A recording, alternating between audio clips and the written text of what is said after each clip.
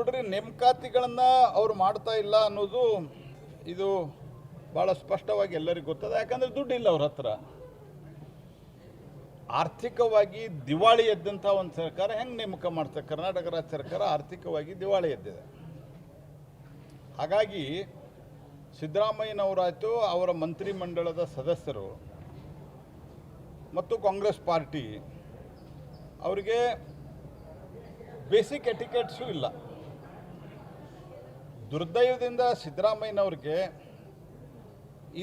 ಈ ರಾಜ್ಯದಲ್ಲಿ ಅತಿ ಹೆಚ್ಚು ಬಜೆಟ್ ಮಂಡಿಸಿದವರು ಈ ಥರ ಎಲ್ಲ ಹೆಗ್ಗಳಿಕೆಯನ್ನು ಅವ್ರು ಹೇಳ್ಕೋತಾರೆ. ಒಂದು ಸ್ವಲ್ಪ ಸಾರ್ವಜನಿಕ ಜೀವನದ ಒಂದು ಎಟಿಕೆಟ್ಸ್ ಇರಬೇಕಲ್ಲ ಇವರಿಗೆ, ಒಂದು ಮಿನಿಮಮ್ ನಡವಳಿಕೆ ಗೊತ್ತಿರಬೇಕಲ್ಲ. ಯಾರಿಗೆ ಬೇಕಾದವ್ರಿಗೆ ಏಕವಚನದಾಗ ಮಾತಾಡೋದು, ರಾಷ್ಟ್ರಪತಿಗಳಿಗೆ ಏಕವಚನದಾಗ ಮಾತಾಡಿದ್ರು.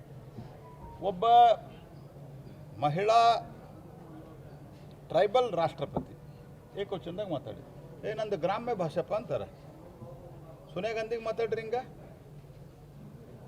ಸೋನಿಯಾ ಗಾಂಧಿ ಅವರಿಗೆ ಈ ರೀತಿ ಏಕವಚನದಾಗ ಮಾತಾಡ್ರಿ.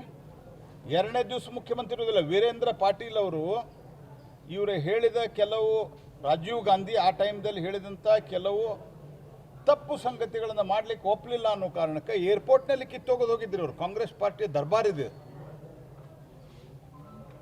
ಅದು ನೀವು ರಾಷ್ಟ್ರಪತಿಗೆ ಏಕವಚನದಾಗ ಮಾತಾಡ್ತೀರಿ, ಪ್ರಧಾನಮಂತ್ರಿಗೆ ಏಕವಚನದಾಗ ಮಾತಾಡ್ತೀರಿ.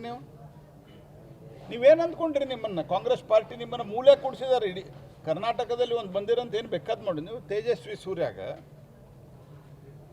ನಿಮ್ಗಿಂತ ನೀವು ತೇಜಸ್ವಿ ಸೂರ್ಯಾಗ ಏನು ಶಬ್ದ ಮಾತಾಡಿದ್ರಲ್ಲ ಅದಕ್ಕಿಂತ ಕೆಟ್ಟದಾಗಿ ಟೀಕೆ ಮಾಡಲಿಕ್ಕೆ ನನಗೆ ಬರ್ತದೆ.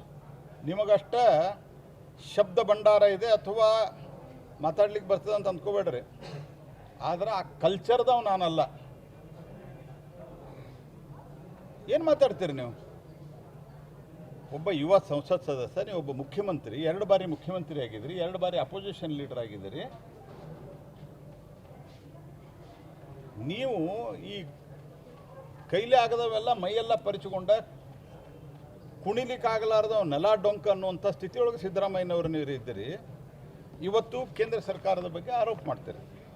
ನಾನು ಹಿಂದೂ ಹೇಳಿದ್ದೀನಿ, 2004ರಿಂದ 2014 ಕರ್ನಾಟಕದ ಟ್ಯಾಕ್ಸ್ ಡೆವಲ್ಯೂಷನ್ ಎಷ್ಟಿತ್ತು ಅವ್ರ ಕಾಲದಾಗ? 2004ರಿಂದ 2014ರಲ್ಲಿ 81,795 ಕೋಟಿ ರೂಪಾಯಿ. 2014ರಿಂದ 2024 ನಮ್ಮ ಕಾಲದಲ್ಲಿ ಟ್ಯಾಕ್ಸ್ ಡೆವಲ್ಯೂಷನ್ನು 2,90,000. ಗ್ಯಾರಂಟಿ ನ್ಯೂಸ್, ಸುದ್ದಿ ಖಚಿತ, ನ್ಯಾಯ ನಿಶ್ಚಿತ.